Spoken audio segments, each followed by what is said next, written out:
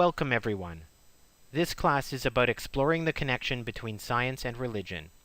Is there a connection? The Torah gives us a description of how the universe formed, how the earth formed, and how life formed. Has modern science proven the Torah's description to be a fairy tale? Today we are going to take a close look at what Judaism has to say and what modern science has to say. Here are the classes that I will be presenting. Today's class is about the 6 days of creation. We will discuss: was the universe really created in 6 days? Did the universe and life on earth come about in a way that the Torah describes? In class 2, we will talk about the moment of creation, creating a universe. A universe like ours being created by chance is just too unlikely. Do long odds events ever really happen? And the moment of creation. What does religion say happened, and what, if anything, can science say happened? In class 3, we will look towards the future. What do science and religion say about such things as free will and destiny? Do they agree? And finally, in class 4, we will talk about bringing scientists into the shul. Can we make scientists comfortable in shul? I hope the thought of talking about math and science and religion doesn't make you feel scared or bored, and I will try to keep the math, the science, and the religion as simple as possible.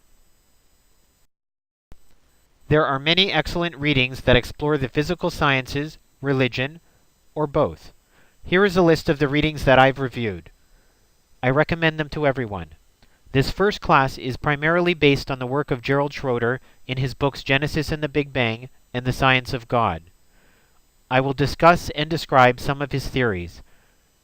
I will also add information from some of the other books, as well as my own thoughts. Agree or disagree? Anyone who understands or has an appreciation of science couldn't possibly take religion seriously.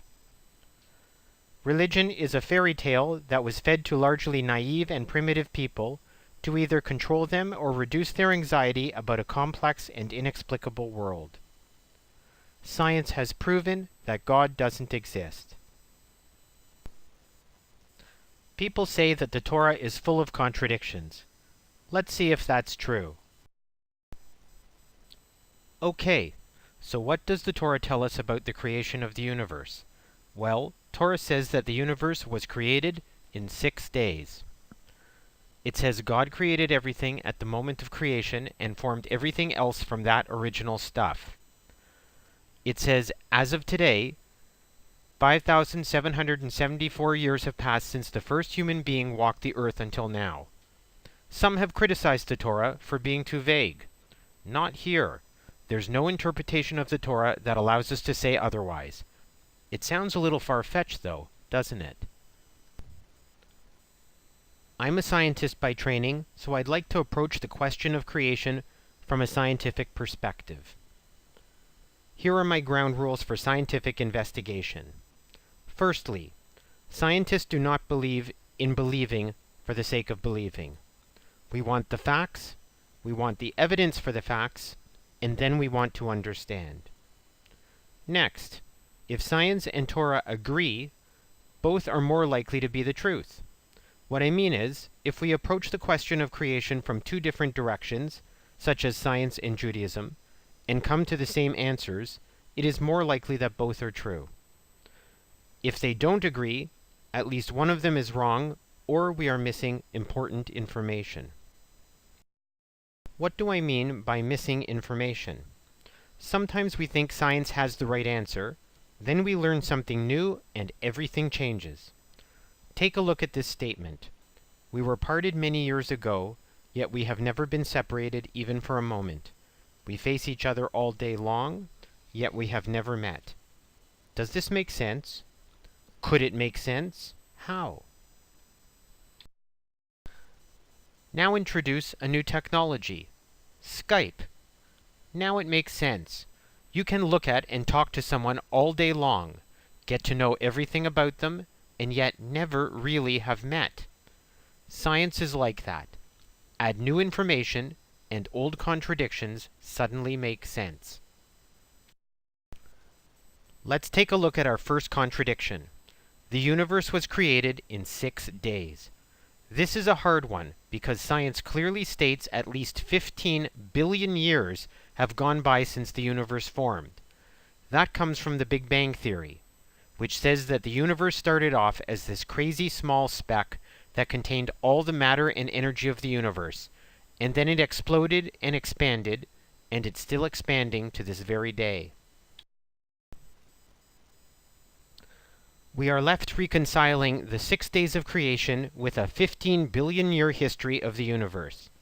It's a glaring contradiction, and a fatal one for a lot of people who won't look at the Torah past this first paragraph because of this.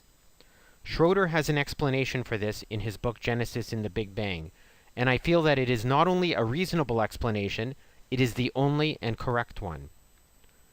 The answer comes from a Jewish scientist named Einstein with his theory of relativity. Even if you don't really get Einstein's theory of relativity, and most people don't, I'm going to ask you to please try and accept its conclusions.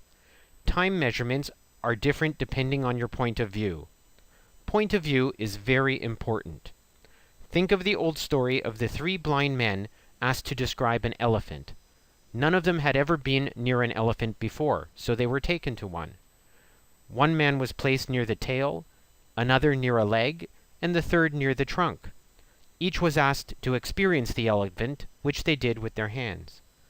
Later, they were asked, "What's an elephant like?" Well, the one near the tail said it's a 12-inch long squiggly thing like a worm.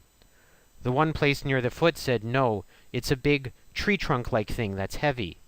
And of course the one near the front said, "No, it's a snake-like thing with 2 holes at one end." Were any of them wrong? No, from their own point of view, each one was absolutely correct. Time is like that too. Point of view is very important. A person can measure 6 days for an event, and another person 15 billion years for the same event, and both could be correct from their own point of view. So what 2 points of views do we have for the creation of the universe?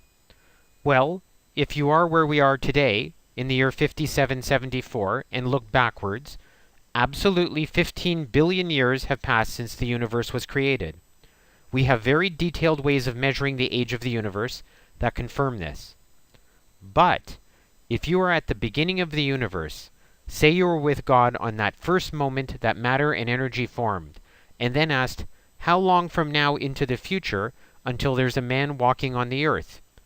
As God would do. You would see 6 days, exactly 6 24-hour periods pass from that moment until the first man, Adam, walked the earth. It's a tough one to come to terms with, but using relativity theory, it is the truth. Don't let this apparent contradiction ever bother you again. Relativity proves there was no contradiction. It would take some time to go through the math to explain how 15 billion years looking backwards is mathematically the same as 6 days looking forwards using relativity theory, but it is possible, and I would encourage you to read Schroeder's book about how this is done. In fact, each day of creation, according to God looking forward, correlates to a period of history in our past looking backwards. This is how it plays out if you accept relativity theory. The first day of creation, looking forwards, would be the first 8 billion years of history, looking from today into the past. Day 2 would be the next 4 billion years.